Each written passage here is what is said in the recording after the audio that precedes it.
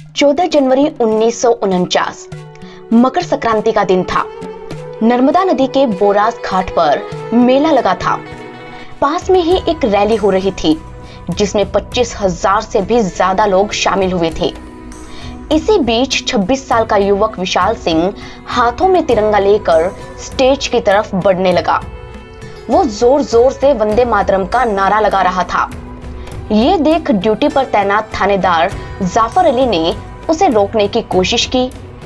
जब वो नहीं रुका तो जाफर ने अपनी गन निकाली और उसे गोली मार दी। ये गोली विशाल के पैर पर लगी और वो बेहोश होकर जमीन पर गिर गया। तब 16 साल के छोटे लाल ने अपने हाथों में तिरंगा थाम लिया और आगे बढ़ने लगा। जब पुलिस ने उसे शूट किया तो धन सिंह ने तिरंगा थामा। जब उन्हें गोली मारी तो मंगल सिंह ने। इस तरह एक के बाद एक पुलिस गोलियां चलाती रही और लोग तिरंगा लेकर आगे बढ़ते रहे। आखिर में जब मंगल सिंह को गोली लगी तब तक विशाल फिर होश में आ गया। तिरंगा हाथ में लेकर उसने कड़क कर जाफर अली से कहा कि अब सीने पर गोली मार हत्यारे।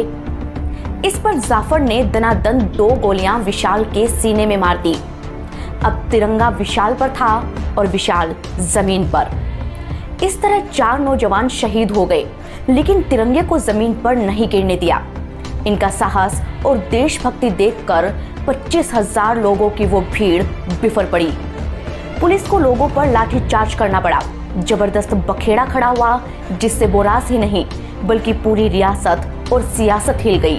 घटना के ठीक एक दिन बाद यानी कि 15 जनवरी को सरदार पटेल को एक पत्र मिलता है जिसमें इस पूरी घटना का जिक्र था। बताया गया कि किस तरह से आजाद भारत में तिरंगा लहराने पर लोगों को गोलियों से भून दिया गया। 10 लोगों की मौत और 250 लोगों के घायल होने की खबर पढ़कर पटेल आग बबूला हो गए और गुस्से में बोले, अब इंतजार खत्म हुआ, बहुत हुई नवाबी। इतिहास की माने तो ये नवाबी कर रहे थे भोपाल के नवाब सिकंदर सौलत इफ्तिकार उल मुल्क बहादुर हमीदुल्ला खान। शॉर्ट में कहें तो नवाब हमीदुल्ला खान, जो पिछले 2 सालों से सरकार को छका रहे थे। लेकिन इस बार सरदार पटेल को मौका मिल ही गया। उन्होंने तुरंत बीपी मेनन को भोपाल भेजा और विलय की तैयारियां शुरू कर दी। लेकिन इतिहास बताता है कि नवाब ने तो 14 अगस्त 1947 को ही इंस्ट्रूमेंट ऑफ एक्सेशन पर सिग्नेचर कर दिए थे और 26 अगस्त को ऑफिशियली भोपाल भारत में शामिल हो भी गया था। फिर आजादी के बाद भी यह नवाब का राज कैसे चल रहा था और कैसे उनकी हिम्मत इतनी बढ़ गई कि तिरंगा फहराने पर वो लोगों की हत्या करवाने लगे। दोस्तों, नवाब हमीदुल्ला खान के बारे में इतिहास की किताबों में भर भर कर लिखा गया है कि वो काफी पढ़े लिखे थे, बड़े बड़े लोगों में उनका उठना बैठना था। वो चैम्बर ऑफ प्रिंसेस के चांसलर थे। लेकिन किसी ने भी ये नहीं बताया कि कैसे नवाब की वजह से आजादी के 2 साल बाद भी भोपाल गुलाम रहा। जनता को एक और लड़ाई लड़नी पड़ी और नौजवानों को शहीद होना पड़ा। नवाब के नखरों, बहानों और अकड़ को किनारे करके कैसे पटेल ने भोपाल को आजाद करवाया, इसकी दिलचस्प कहानी जानने के लिए हमें चलना होगा इतिहास के उस दौर में जब भोपाल की गद्दी पर बेगम सुल्तान जहां का राज था। ये कहानी शुरू होती है साल 1902 में। शाहजहां बेगम के बाद उनकी बेटी सुल्तान जहां बेगम भोपाल की राजगद्दी पर बैठी।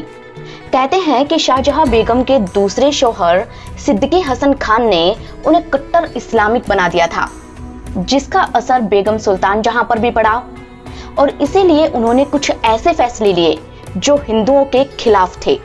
सबसे पहले उन्होंने भोपाल के शीतला माता मंदिर को कचरा घर बनाने का ऐलान कर दिया। इसके बाद एक ईश निंदा कानून बनाया जिसमें किसी को भी इस्लाम की तौहीन करने पर गिरफ्तार किया जा सकता था। ये कानून मुसलमानों के लिए नहीं था, यानी कि टारगेट पर सिर्फ हिंदू और सिख थे। खास बात तो ये थी कि इसमें आपको अपनी बेगुनाही का सबूत भी खुद ही देना होता था। लेकिन जब आपको जेल में बंद कर दिया जाएगा तो सबूत कैसे देंगे? साफ शब्दों में कहे तो किसी भी गैर मुसलमान को कहीं भी और कभी भी अरेस्ट किया जा सके, इसके लिए ये कानून बनाया गया था। यही कारण था कि भोपाल के हिंदुओं में नवाबी राज के खिलाफ खौफ और गुस्सा दोनों पैदा होने लगे। इसी वजह से भोपाल में छोटे छोटे हिंदू ऑर्गेनाइजेशन बनने लगे थे। साल 1926 में सुल्तान जहां बेगम के सबसे छोटे बेटे हमीदुल्ला खान भोपाल के नए नवाब बनते हैं। नवाब बनते ही उन्होंने बड़े बड़े लोगों में अपनी पैठ बनानी शुरू कर दी। बड़ी ही चालाकी से उन्होंने लॉर्ड माउंटबेटन, मोतीलाल नेहरू, जवाहरलाल नेहरू, यहाँ तक कि महात्मा गांधी तक से दोस्ती कर ली। कहते हैं कि उन्होंने खास तौर पर शेख कुरैशी को अपना वजीर बनाया था, जो एक वक्त पर महात्मा गांधी के सेक्रेटरी रह चुके थे। उनके जरिए नवाब ने गांधी जी को अपने शाही महल में डिनर पर इनवाइट किया। महात्मा गांधी को इम्प्रेस करने के लिए उन्होंने पूरे महल को खादी से सजवा दिया। ये देख गांधी जी खुश हो गए। उधर कुरैशी ने गांधी से नवाब की बढ़ चढ़कर तारीफ की, इतनी कि जब गांधी जी बेनजीर मैदान की सभा में भाषण देने गए तो उन्होंने नवाब का कंपैरिजन हजरत उमर से कर दिया और भोपाल के राज को राम राज्य जैसा बता दिया। ये सुनकर जनता को बड़ी ठेस पहुंची, क्योंकि भोपाल के हिंदू ही नहीं, मुसलमान भी नवाब से नाराज थे। ऐसा इसलिए क्योंकि जब भोपाल की हिंदू आबादी नवाब का विरोध करने लगी तो नवाब ने यूपी और पंजाब के लोगों को सरकारी नौकरियां देना शुरू कर दिया। तब लोगों को लगने लगा कि बाहरी लोगों के आने से उनके अपने अधिकार छीने गए हैं। 1934 आते आते नवाब के विरोध में लोग अपनी नौकरियां छोड़ने लगे। इन्हीं में से एक थे क्रांतिकारी ठाकुर लाल सिंह। लाल सिंह ने अपने कुछ दोस्तों के साथ मिलकर हिंदू सभा नाम से एक ऑर्गेनाइजेशन बनाया और एक मैगजीन छापने लगे, जिसका नाम था प्रजा पुकार। वहीं दूसरी तरफ मोहम्मद जर्ती मशकिरी खान और शाकिर अली खान ने अपने कुछ दोस्तों के साथ मिलकर अंजुमन खुद्दामे वतन नाम से एक ऑर्गेनाइजेशन बनाया और ये सुबह वतन नाम से एक उर्दू वीकली पब्लिश करना शुरू कर देते हैं। सुबह वतन और प्रजा पुकार दोनों ही नवाब के खिलाफ लिखते थे। कुल मिलाकर भोपाल में हर कोई नवाब से परेशान था, सिवाय उनके अपने परिवार के, क्योंकि उनका परिवार तो जनता के पैसों पर ऐश फरमा रहा था। नवाब हमीदुल्ला खान की 3 बेटियां थीं, जिनमें सबसे बड़ी थी आबिदा सुल्तान, उससे छोटी थी साजिदा सुल्तान और तीसरी थी राबिया सुल्तान। कहते हैं कि आबिदा को शिकार करने का और प्लेन उड़ाने का शौक था। उन्होंने बॉम्बे फ्लाइंग क्लब और कलकत्ता फ्लाइंग क्लब से ट्रेनिंग ली थी। वो पहली मुस्लिम महिला थी जिनके पास प्लेन उड़ाने का लाइसेंस था। आबिदा के पास अपनी ब्लैक डेमलर कार थी, जिसे वो अक्सर भोपाल की सड़कों पर दौड़ाती थी। उन्होंने 73 शेरों का शिकार किया था। उनकी तरह ही उनकी बहनें साजिदा और राबिया भी भोपाल की जनता के पैसों पर नवाबी जिंदगी का मजा ले रही थीं। हालांकि भोपाल के लोगों का विरोध देखकर नवाब घबरा गए। कहीं ये नवाबी खत्म ना हो जाए, इसलिए उन्होंने जनता की आवाज को दबाना शुरू कर दिया। उन्होंने सुबह वतन को बैन कर दिया। पुलिस को ऑर्डर दिया कि जो भी उनके खिलाफ आवाज उठाए उसे जेल में ठूस दिया जाए। लेकिन उनके इन फरमानों से डरने के बजाय लोग एकजुट हो गए। 1934 तक एक तरह से भोपाल में गैर भोपाली आंदोलन खड़ा हो चुका था, जिसे इतिहासकार भोपाल की आजादी का पहला चैप्टर मानते हैं। हालांकि इसकी असल शुरुआत होती है 4 साल बाद 1938 में, जब अंजुमन खुद्दामे वतन और हिंदू सभा दोनों एक साथ आ गए और प्रभा मंडल नाम से एक नया ऑर्गेनाइजेशन बनाया। ये पहली बार था जब हिंदू और मुसलमान एक साथ नवाब के खिलाफ खड़े थे। प्रभा मंडल को लोगों का जबरदस्त सपोर्ट मिला। 1944 के भोपाल नगर पालिका इलेक्शन में भी इन्हें जीत मिली, जो नवाब के लिए किसी सदमे से कम नहीं थी। लेकिन अभी उन्हें एक और झटका लगना बाकी था, और ये झटका लगा साल 1947 में, जब अंग्रेजों ने भारत छोड़ने का ऐलान कर दिया और रियासतों को ये अधिकार दे दिया कि वो अपनी मर्जी से हिंदुस्तान या पाकिस्तान किसी में भी मिल सकती है और चाहे तो आजाद भी रह सकती हैं। नवाब ने तय किया कि वो पाकिस्तान में शामिल होंगे, लेकिन चारों तरफ से इंडिया से लैंडलॉक होने के कारण ये हो नहीं सकता था। नक्शे में देखा जाए तो पाकिस्तान से भोपाल 1124 किलोमीटर दूर है और इसके बीच में जैसलमेर, जोधपुर, मेवाड़, इंदौर और बड़ौदा जैसी रियासतें पड़ती थी। लेकिन नवाब ने फिर भी कोशिश नहीं छोड़ी उन्होंने एक चाल चली और रियासतों के राजाओं को ये लालच दिया कि अगर वो पाकिस्तान में शामिल होते हैं तो जिन्ना उनकी हर शर्त मानेंगे। उन्होंने मोहम्मद अली जिन्ना से ब्लैंक पेपर पर सिग्नेचर भी ले लिए। अब वो जिस भी राजा के पास जाते उसे कहते कि आप चाहे जो शर्तें इसमें लिख दे, जिन्ना आपकी सारी शर्तें मानने को तैयार हैं। इतिहास बताता है कि इन सभी रियासतों में ज्यादातर की आबादी हिंदुओं की थी, फिर भी कई राजा उनके झांसे में आ गए। लेकिन मेवाड़ के महाराणा भूपाल सिंह ने नवाब की चाल को फेल कर दिया। अब आप ये भी सोच रहे होंगे कि नवाब को भारत में शामिल होने में आखिर तकलीफ क्या थी। वो तो नेहरू और माउंटबेटन के अच्छे दोस्त थे। माउंटबेटन ने तो खुद उन्हें भारत में मिलने का सजेशन दिया था, लेकिन फिर भी वो पाकिस्तान क्यों जाना चाहते थे? दोस्तों, इसका जवाब छिपा है नवाब के खानदानी इतिहास में। इतिहास बताता है कि नवाब हमीदुल्ला खान के पूर्वज दोस्त मोहम्मद खान ने जिस किसी से भी दोस्ती की, उसी की पीठ में छुरा भोंका। ऐसे ही धोखेबाजी करके उन्होंने भोपाल को एक बड़ी रियासत बनाया। उनका पूरा इतिहास हम आपको पार्ट 1 में बता चुके हैं, जिसे देखकर आप समझ जाएंगे कि जिनके पुरखे दोस्ती नहीं निभा सके वो खुद दोस्ती कैसे निभाते। तभी तो नेहरू को धोखा देकर उन्होंने मोहम्मद अली जिन्ना का साथ दिया। वो चाहते थे कि ज्यादा से ज्यादा रियासतें पाकिस्तान का हिस्सा बने।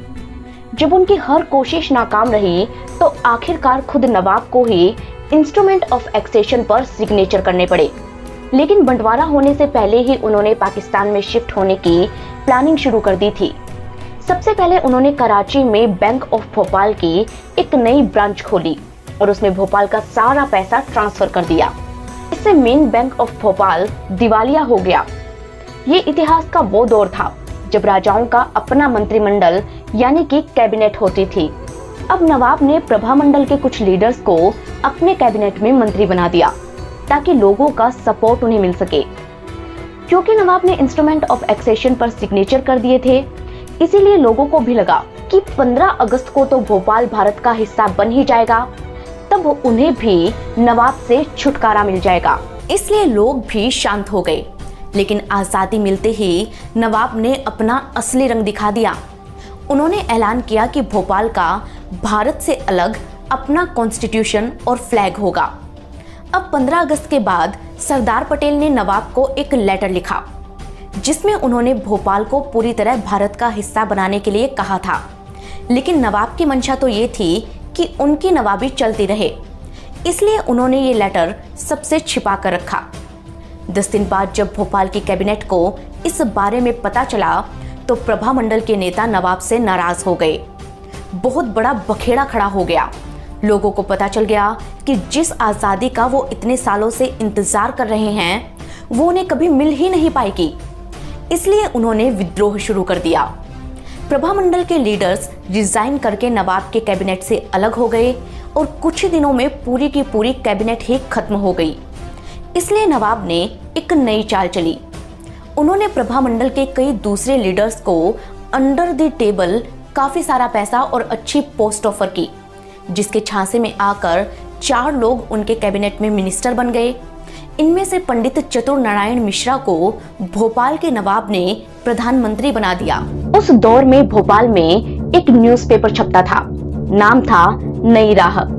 नई राह के एडिटर रतन कुमार ने अपने अखबार में खुलासा किया कि कैसे प्रभामंडल के कुछ नेता नवाब के साथ मिलकर लोगों को धोखा दे रहे हैं। ये खबर सामने आते ही प्रभामंडल भी टूट गया। अब रतन कुमार और प्रभामंडल के बाकी नेता मदद मांगने सीधे सरदार पटेल के पास पहुंचे। पटेल इस पूरे मामले पर नजर बनाए हुए थे, लेकिन पाकिस्तान की पंचायत और नेहरू और नवाब की दोस्ती के कारण वो कोई बड़ा एक्शन नहीं ले पा रहे थे। पटेल कोशिशें कर रहे थे, लेकिन उनकी तबीयत भी लगातार खराब होती जा रही थी।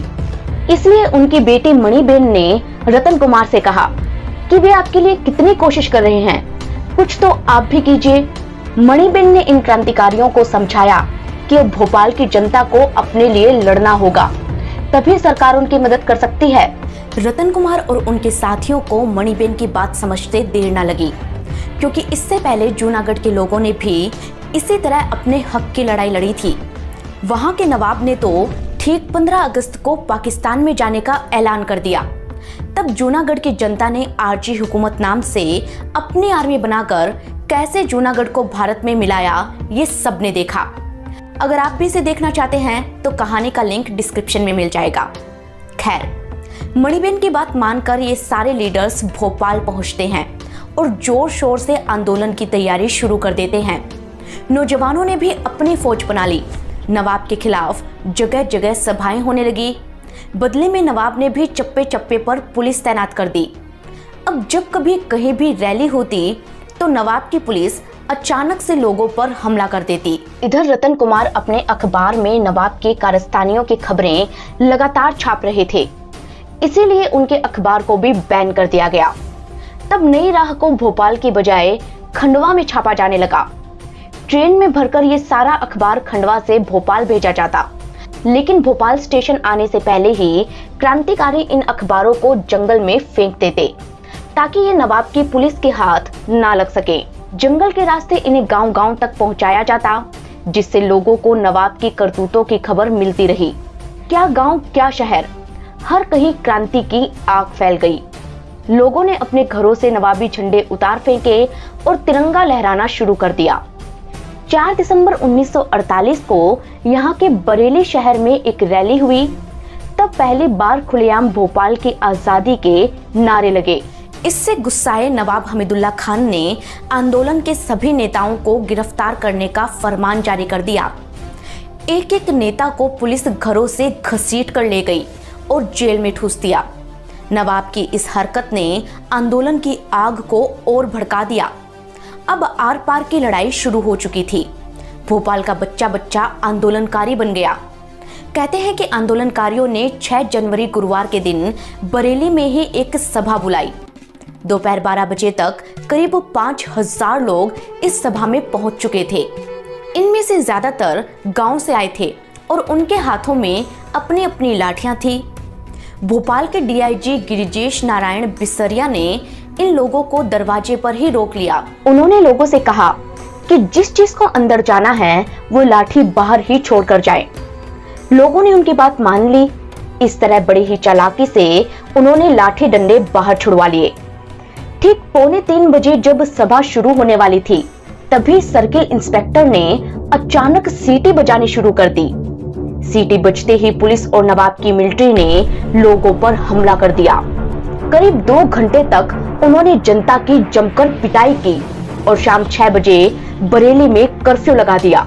क्रांतिकारियों को भोपाल सेंट्रल जेल और बैरागढ़ की जेलों में ठूस दिया गया। सारी जेलें आंदोलनकारियों से ठसाठस भर गई।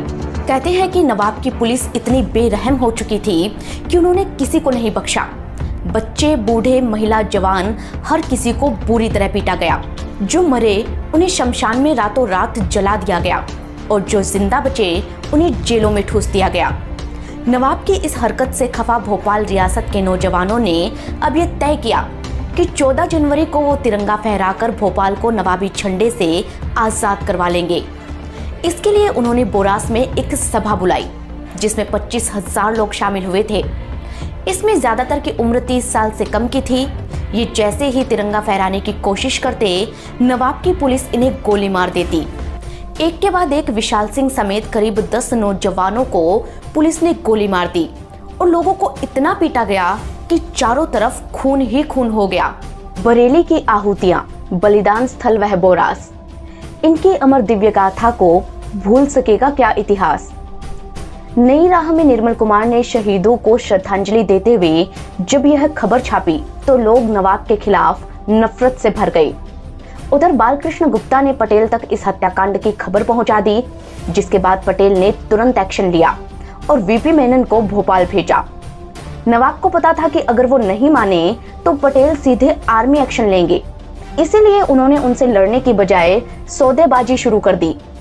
11 लाख का प्रीवी पर्स, रेलवे में 5 लाख रुपए का हिस्सा उन्होंने मांगा। एग्रीमेंट में ये खास तौर पर मेंशन करवाया कि रॉयल पैलेस से कभी भी बिजली, टेलीफोन और पानी के बिल नहीं लिए जाएंगे, क्योंकि वो नवाब है तो ना तो वो टैक्स देंगे और बिना लाइसेंस के कितने भी हथियार खरीद सकेंगे। वहीं दूसरी तरफ लोग अब भी सड़कों पर थे। शंकर दयाल शर्मा के इस आंदोलन में शामिल होने से आंदोलन और तेज हो गया। इतिहास बताता है कि शंकर दयाल शर्मा लखनऊ यूनिवर्सिटी में प्रोफेसर थे। क्योंकि वो काफी पढ़े लिखे थे, इसलिए लोगों में उनका रुतबा था। वो अक्सर भोपाल आया जाया करते थे। एक बार इसी तरह से जब वो भोपाल आए तो स्टेशन पर पहुंचते ही लोगों ने उन्हें घेर लिया। ये सब नवाब के विरोध में गिरफ्तारी देने जा रहे थे। इन्होंने शंकर दयाल शर्मा से भी साथ चलने के लिए कहा। शर्मा तैयार हो गए। तब स्टेशन पर ही उनके कपड़े बदलवा कर पत्रकार प्रेम श्रीवास्तव का कुर्ता पजामा उन्हें पहनाया गया। इसके बाद ये सभी आंदोलन करने पहुंचे और गिरफ्तारी दी, जिसका असर ये हुआ कि 30 जनवरी को नवाब की कैबिनेट खत्म हो गई और आंदोलनकारियों को भी रिहा कर दिया गया। दूसरी तरफ नवाब और मेनन में 4 महीने तक बातचीत का दौर चला, लेकिन नवाब ने अपनी सारी शर्तें मनवाकर ही दम लिया। सारी रॉयल प्रॉपर्टीज भी उन्होंने अपने पास ही रखी। जब ये बात बालकृष्ण गुप्ता को पता चली तो वो पटेल से काफी नाराज हुए। इसका जिक्र उन्होंने अपने कई आर्टिकल्स में किया है। गुप्ता ने सरदार पटेल से कहा, अफवाह है कि मेनन साहब ने नवाब को बहुत सारी रियायतें देकर समझौता किया है। ये सुनते ही पटेल गुस्से से भर गए और गुप्ता से बोले, मिस्टर गुप्ता, तुम अपने आप को क्रांतिकारी समझते हो? मैं भी क्रांतिकारी हूँ। मैं नवाब को जितना भी कंसेशंस चाहता है देने को तैयार हूँ। I want state power and nothing else. मुझे राज सत्ता चाहिए और कुछ नहीं। फिर मैं नवाब को देखूंगा। तुम अपना काम जारी रखो, जल्द ही सब ठीक हो जाएगा। मंत्रिमंडल इस्तीफा दे देगा, सब रिहा कर दिए जाएंगे। ऐसा हुआ भी।